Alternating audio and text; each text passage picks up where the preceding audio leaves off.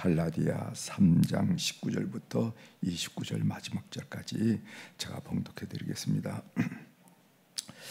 그런즉 율법은 무엇이냐? 범법함으로 더하여진 것이라. 천사들을 통하여 한중부자의 손으로 베푸신 것인데 약속하신 자손이 오시기까지 있을 것이라. 그 중보자는 한 편만 위한 자가 아니나 하나님은 한 분이시니라. 그러면 율법이 하나님의 약속들과 반대되는 것이냐? 결코 그럴 수 없느니라. 만일 능히 살게 하는 율법을 주셨더라면 의가 반드시 율법으로 말미암았으리라. 그러나 성경이 모든 것을 죄 아래 가두었으니 이는 예수 그리스도를 믿음으로 말미암는 약속을 믿는 자들에게 주려 함이라.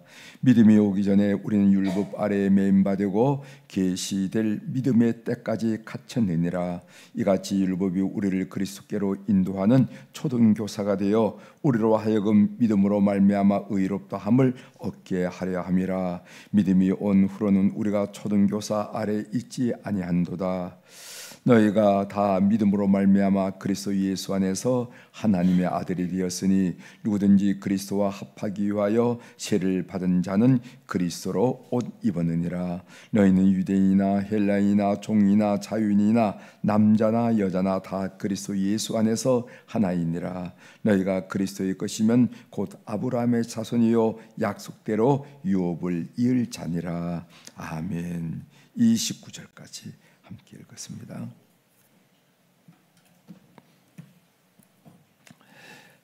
오늘 우리가 읽은 갈라디아서 3장 19절서 29절에 있는 말씀을 중심으로 주제를 율법은 우리를 그리스도께로 인도하는 초등교사입니다. 이런 주제로 같이 말씀을 나누도록 하겠습니다. 율법은 우리를 그리스도께로 인도하는 초등교사이다. 오늘 이 본문 내용을 살펴보면요, 바울 사도는 율법이 그 자체로 나쁘기 때문에 반대하는 것은 아니라는 거예요. 바울은 율법을 선한 것이라고 말합니다. 예를 들어서 로마서 7장 7절에 보면 이런 말씀이 있어요. 그런즉 우리가 무슨 말 하리요? 율법이 죄냐? 그럴 수 없느니라. 율법으로 말미암지 않고는 내가 죄를 알지 못하였으니 곧 율법이 탐내지 말라 하지 아니하였더라면 내가 탐심을 알지 못하였으리라. 이렇게 말씀하고 있어요. 율법이 주어지자 우리가 죄인인 줄 알게 되었다라는 말씀입니다. 즉 우리가 죄인이 아니었다라는 것이 아니라 율법이 오고서야 우리의 죄가 밝히 드러나서 죄인임을 알게 되었다. 그래서 오늘 성경에 보면 율법을 초등교사 역할을 한다 하는 말씀이 초등교사라 한 단어가 두 번 반복해 나오죠. 제가 24절만 읽어드리겠습니다. 이같이 율법이 우리를 그리스도께로 인도하는 초등교사가 되어 우리로 하여금 믿음으로 말미암아 의롭다함을 얻게 하려 함이라. 그 율법이 무슨 역할을 하냐면 초등교사 역할을 한다는 겁니다. 이 초등교사 옛날에는 몽학 선생이라 이렇게 개혁판에 나오는데 개역 개정판에는 초등교사라 이렇게 번역했습니다. 이 초등교사가 그 히라보로 파이다고 고스라 하는 말인데 파이다고 고스라는 말인데 이 그리스 로마 시절에 이 파이다고 고스라 하는 사람은 어떤 사람이냐면 종이었습니다.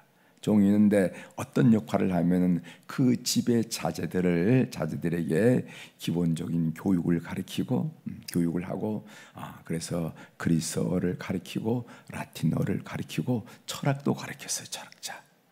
그래서 철학자 중에 어느 그 귀족 가정에 파이다고 고스가 많이 있습니다. 철학도 가르치고 또 도덕적 지침도 하고 그 당시에 그 어떤 윤리 도덕적인 사회적인 지침이 있지 않겠어요? 그래서 도덕도 윤리도 가르치고 뿐만 아니라 아이기 때문에 위험으로부터 보호도 하고 이게 파이다고 고스라 하는 이 초등교사 몽학선생이라 한 사람의 역할이라는 겁니다. 그래서 율법은 초등교사로서 두 가지 중요한 역할을 하게 하는데, 하나는 율법은 초등교사로서 우리의 죄를 지적한다 하고 가르치고 있어요. 이것도 죄야. 너 이렇게 살면 안 된다. 너 이렇게 살면은 영혼이 멸망받아. 정신 차려. 이것을 우리에게 지적해 주는 것이 바로 율법이라는 겁니다. 그럼 마치 병원에 가면은 엑스레이 촬영을 하죠. 의사 선생님이 문진을 하다가 이건 좀 더 체크를 해봐야 되겠습니다. 엑스레이가 찍으십시오. MRI 찍으십시오. CT 촬영하십시오. 이렇게 얘기하잖아요. 그러면 우리가 의사의 명령에 따라서 우리가 엑스레이를 찍습니다. 엑스레이를 찍으면 어떻습니까? 엑스레이 그 필름에 그 잘못된 부분, 고쳐야 할 부분들이 딱 나타나잖아요. 그래서 엑스레이 필름을 딱 걸어놓고 선생님 아니면은 자매님이라든지 어머님이라든지 말하면서 여기 실금이 갔잖아요. 그러니까 이 실금 빨리 고치지 않으면은요 나중에 고생 많이 합니다. 빨리 깁스를 하셔야 돼요. 이런 예도 있고, 여기 폐가 이렇게 혀졌잖아요. 이 검은 부분, 흰 부분이 있는데 이 흰 부분 폐가 문제가 있다는 것입니다. 빨리 약을 드시고 며칠 입원을 하셔서 이 폐렴을 고치셔야 되지. 잘못하면은 이것 때문에 죽어요. 이렇게 하면서 때로는 우리에게 야단도 치고 잘못됐다고 하면서 의사 선생님이 필름을 펼쳐놓고 우리들에게 얘기하는 것을 우리가 병원에 가면 경험하는 것. 따라서 이 율법에는 이런 역할을 한다는 거예요. 병원에 가면 엑스레이, 그다음에 CT, MRI 촬영하면서 이렇게 병들었다고, 여기가 문제였다고, 당신 문제가 이거야 라고 가르쳐주는 것처럼 바로 이 율법이 그런 역할을 하는 것입니다. 근데 율법이 우리를 고칠 수가 있나요? 우리를 죄인임을 인정하게 된다는 거죠. 자, 이게 첫 번째 역할이고, 그리고 두 번째로는 율법은 초등교사로서 죄 지은 우리를 그리스도께로 안내한다 하는 것입니다. 파이다고거스가 우리를 하여금 철학적 진리로 이끌어주거나, 아니면 또 깊은 학문회로 이끌어주거나, 아니면은 이렇게 우리를 바른 생활로 이끌어주는 것처럼 율법은 초등교사로서 죄 지은 우리를 그리스도께로 인도한다. 너 이 죄 문제 해결하려면 예수 그리스도를 만나야 돼. 예수 그리스도께 가야 돼 라고 얘기하고 가르쳐주는 것이 뭐냐면은 바로 율법이라는 겁니다. 율법이라는 것은 우리 자신에 대한 희망과 기대를 포기하도록 만들어요. 왜냐하면은 사람의 어떤 행위와 노력과 수고도 하나님의 절대적인 의의를 충족시키기에는 어렵다는 거예요. 하나님의 절대적인 의의 기준에 도달할 수 없다는 사실을 누가 가르쳐 주냐면 율법이 가르쳐 주는 겁니다. 성경이. 이것도 죄야. 여러분 성경 보면서 알잖아요. 마음에 물건을 갖고 싶다. 우린 예전까지는 상식적으로 남의 물건을 도둑질을 하는 것을 현장에 붙잡혀야만 우리가 감옥에도 가고 죄인이 된 줄 알았지만은 성경은 우리에게 뭐를 가르쳐 주냐면은 내 마음속에 저 물건 갖고 싶다 하는 그 탐심, 그것조차 죄야. 탐심이 있다는 것은 현실로 나타나지 않을 뿐일지 사실은 죄야. 너 이성을 보면서 욕망이 생기는 거지. 꼭 무슨 그런 짓을 해야만 잘못된 것이 아니라 이성을 보고 그런 욕망을 생긴 거, 그것도 죄야. 이게 성경이 가르쳐 주는 거 아니겠습니까? 우리는 성경을 보기 전에는, 그 전까지는 그런 생각조차 않았어. 그렇지만 성경을 보면서 우리가 하나님의 절대적인 의의 기준에 도달하기는 미치지 못한다, 한참 미치지 못한다 하는 사실을 자각하고 자인할 수밖에 없지요. 그래서 율법은 우리를 구원자 되신 예수 그리스도를 바라보도록 만든다는 겁니다. 이게 율법의 파이다고스의 역할이죠. 파이다고스의 역할이라는 거죠. 우리가 교회에 나가 보면은 복음적 회심이라 하는 단어를 배웁니다. 그냥 슬픈 척하고 그냥 개심적한 척하고 그냥 회개한 척한 게 아니라 복음적 회심을 해야 된다. 다른 말로 예수 그리스도를 인격적으로 만나야 된다. 이런 얘기를 합니다. 이 복음적 회심이라는 것은 두 단계가 필요해요. 복음적 회심을 하려면은 하나는 뭐냐면은 자기 자신의 죄인됨을 자각해야 됩니다. 신앙생활을 이렇게 목회를 하다 보면, 성도들이 신앙을 지도하다 보면은 이게 안 된, 이 복음적 회심이 안 된 분들이 적지 않아요. 그 첫 번째로는 자기 자신의 죄인됨을 자각해야 된다는 것입니다. 자기 자신의 죄인됨을 자각하려면 어떻게 되면 자신을 하나님 말씀 앞에 세워야 돼요. 말씀 앞에 세워야 된다는 거예요. 자기 자신을 하나님 말씀 앞에 세우지 않으면은 자신을 죄인이라고 인정할 수가 없습니다. 설령 교회에서 하도 죄인이라는 말을 쓰니까 죄인이라 하는 그런 얘기를 할지라도, 그런 말을 사용할지라도 피상적이. 세상에 이 정도의 죄를 안 짓고 산 사람이 어디 있느냐? 여기가 무슨 천국이냐? 다 이 정도의 죄는 짓고 산다, 이렇게 이야기합니다. 나는 나를 죄인이라고 말한다면은 세상에 모든 사람이 죄인이다, 뭐 이렇게 이야기하는 거예요. 그러니까 자기의 죄인됨을 깊이 자각하거나 인정하지 않는다는 겁니다. 그러나 하나님 말씀 앞에 자기를 세우면 세울수록 자기 자신을 할 수 없는 죄인이라고 가슴을 치고 통탄하게 됩니다. 아마 여러분들 다 경험하셨죠?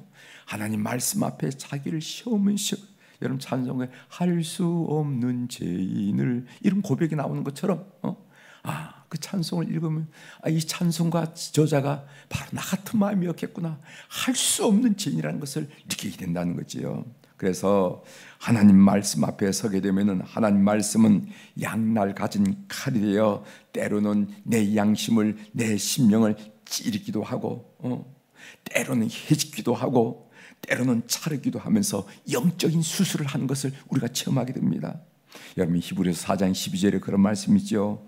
하나님의 말씀은 살아있고 활력이 있어 좌우의 날선 검보다 예리하여 혼과 연과 관절과 및 골수까지 찔러 쪼기까지 하며 또 마음의 생각과 뜻을 판단하나니 해서, 하나님 말씀 아무것도 아닌 같지만은 이 말씀이 성령이 감동하면요 때로는 우리 쿡쿡 찔러 이 세상의 어떤 삶의 충보다도 강하게 우리를 찔러납니다. 해집어 내기도 합니다. 때로는 자르기도 합니다. 그래서 고통을 느끼는 거예요. 영적인 수술이 진행되면요 자신의 죄인됨이 고스란히 적나라하게 쉴 새 없이 한 번으로 끝나는 것이 고스란히 드러나고 적나라하게 드러나고 쉴 새 없어요. 그 죄가 어떤 것입니까? 교만한, 그 다음에 자기 자랑, 말만 입만 열면 자기 자랑이고, 위선, 바른 소리도 혼자 하는 것 같지만 위선, 질투, 시기심, 음란, 뭐 이런 그 성경에 나타난 이런 일들 끊임없이 쉴 새 없이 나타나는 자신을 바라보면서 아연실색하게 됩니다. 그래서 성경을 대면하기 전에는, 성경 앞에 자신을 세우기 전에는 그럴듯한 삶을 산 줄 알았는데, 나 정도 삶이라면 이렇게 스스로를 평가했는데, 하나님 말씀 앞에 자기를 세우면 세울수록 참 위선적인 삶을 꽤도 많이 살았구나, 어리석은 삶을 꽤도 많이 살았구나 하면서 스스로 통탄하고 슬퍼집니다. 그래서 내 입에서 나오는 얘기, 탄식이 뭐냐면은, 그러면 나는 어떻게 해야 됩니까? 누가 나를 이 죄의 참상에서 구해줄 수가 있습니까? 나는 어떻게 하면 되죠? 라는 고백이 나오게 되더라는 거예요. 이것이 바로 복음적 회심의 첫 단계입니다. 여러분 경험하시죠? 이 얘기하면 목사님이 저 얘기하는 거 보니까 저런 단계를 거친가 보다, 나도 저런 경험을 했는데 아마 여러분들이 동감하는 분이 계실 거예요. 이것이 복음적 회심의 첫 단계예요.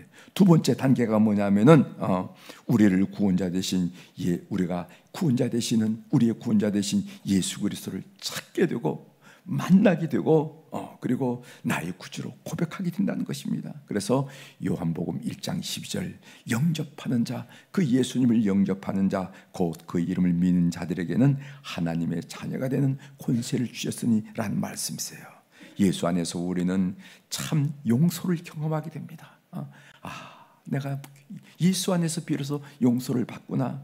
그리고 참 기쁨을 얻게 되고 참 평안을 얻게 되고 참 소망을 얻게 되고, 그래서 하나님의 자녀임을 확신하게 되면서 이 용서가 깊으면 깊을수록 세상에 의해서 내 마음이 혼돈되는 것이 아니라 그렇게 살라고 그래, 그러나 난 하나님 앞에서 너무도 소중한 것을 얻은 사람이야 라고 느끼게 되는 거예요.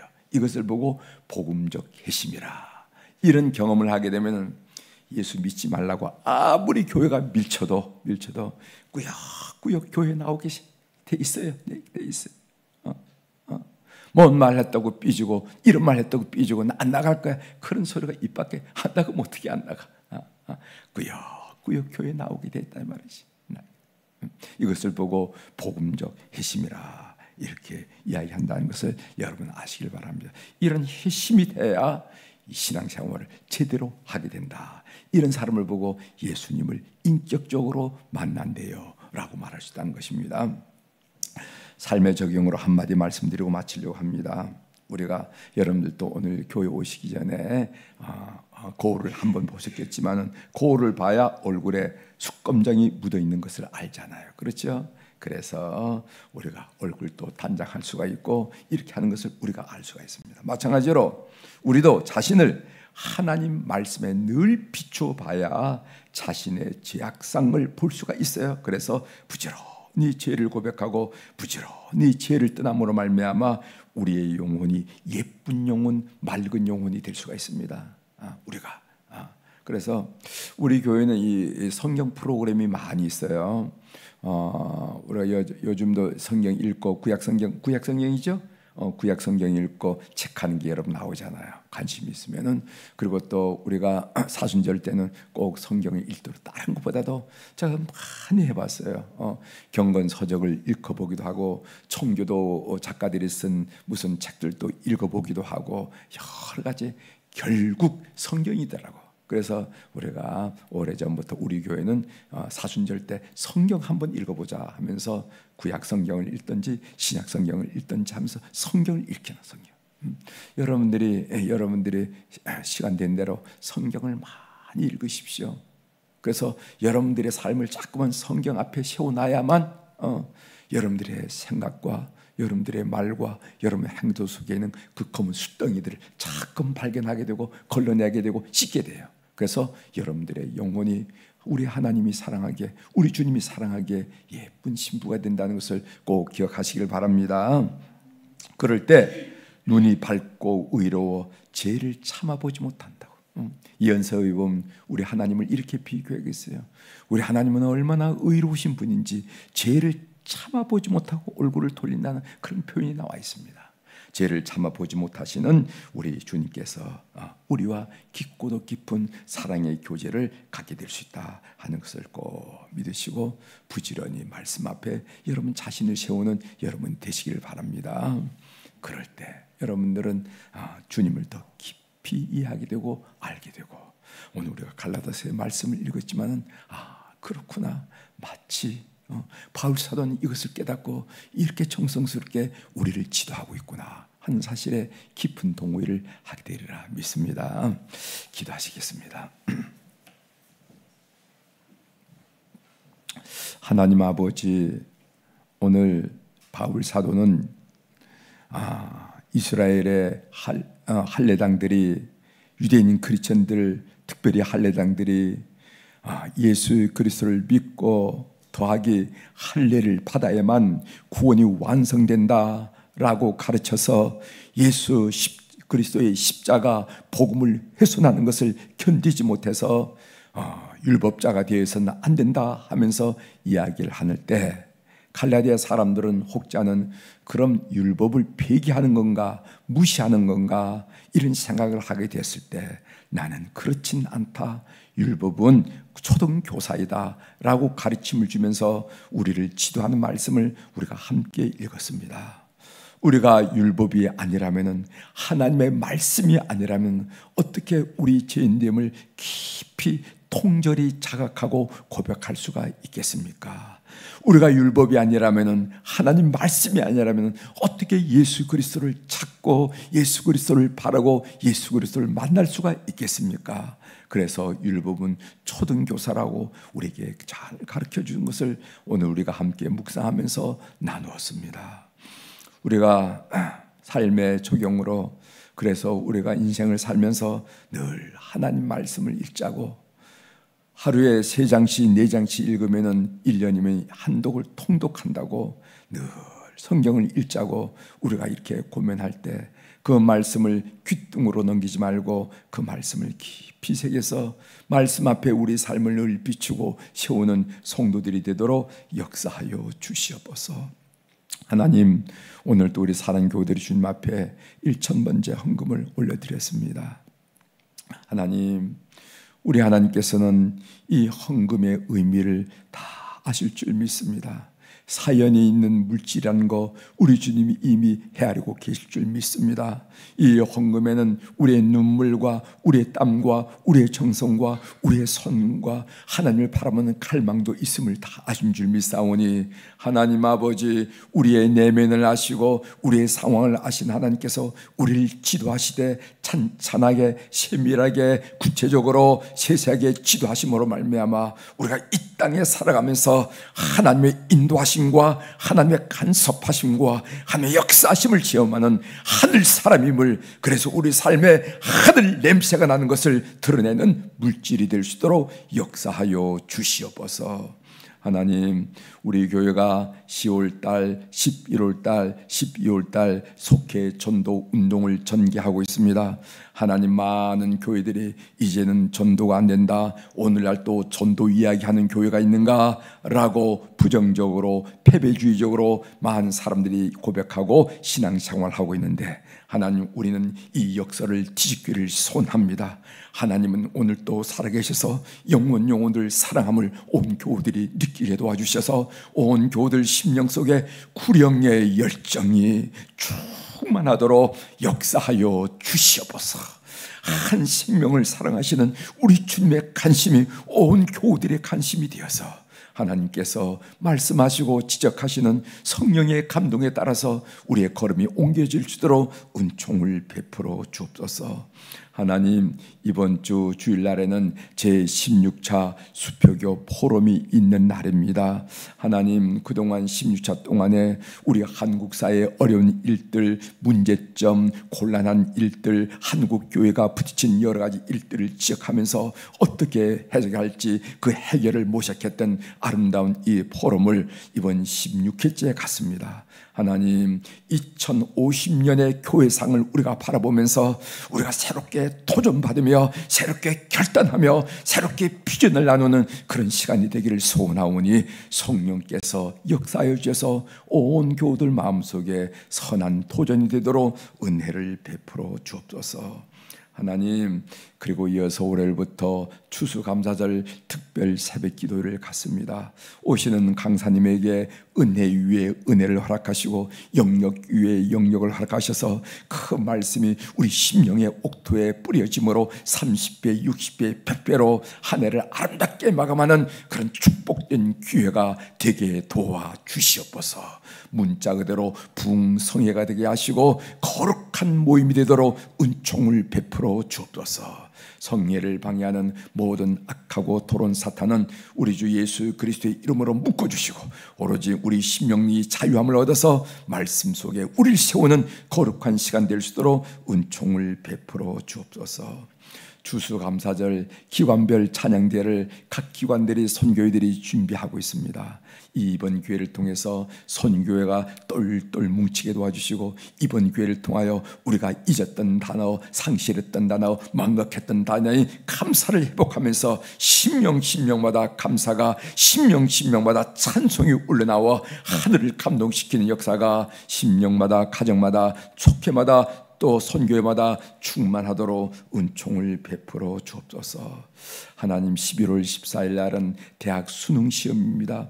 우리의 아들과 딸들이, 우리의 손자, 손녀들이 공부를 많이 많이 했습니다. 마지막까지 질주할 수 있도록 건강 주시고 집중력 주시고 의지 주시고 담대함을 허락하시고 비전을 허락하여 주셔서 하나님 그들을 세상에 내실진데 그들 통한 기대와 소원과 비전이 인줄 믿사오니 주께서 허락한 비전을 느끼고 그리고 깨닫고 하나님이 원한 삶을 살아가는 첫 번째 단계로 대학문을 활짝 열어 주시옵소서. 그래서 이 세상에서 하나님의 사람으로 시험받는 그런 일들을 경험하는 귀한 역사가 있게 도와 주옵소서. 그래서 우리 아이들이 시험을 끝난 다음에 어머니, 아버지, 할머니, 할아버지 기도해 주셔서 담대함으로 시험을 잘 뵀습니다 하고 하나님께 영광을 돌릴 수 있도록 은총을 베풀어 주옵소서. 오늘 또 하늘의 주권과 땅의 주권을 가진 우리 주님의 권세 있는 이름으로 이 새벽에 선포합니다. 내 영혼이 잘된 같이 범사가 잘되고 강건한 축복을 우리 사랑하는 교우들이 누리게 도와 주시옵소서. 그래서 영혼이 잘되게 하시고 심령이 평안하게 하시고 육신이 강건함을 오늘 또 고백하며 체험하도록 도와주시옵소서. 감사드리며 예수님의 이름으로 기도 올리옵나이다. 아멘. 하늘에 계신 우리 아버지여, 이름이 거룩히 여김을 받으시오며 나라가 임하시오며 뜻이 하늘에서 이루어진 것 같이 땅에서도 이루어지이다. 오늘 우리에게 일용할 양식을 주시옵고 우리가 우리에게 죄 지은 자를 사하여 준 것 같이 우리 죄를 사하여 주시옵고 우리를 시험에 들게 하지 마시옵고 다만 악에서 구하시옵소서. 나라와 권세와 영광이 아버지께 영원히 있사옵나이다. 아멘.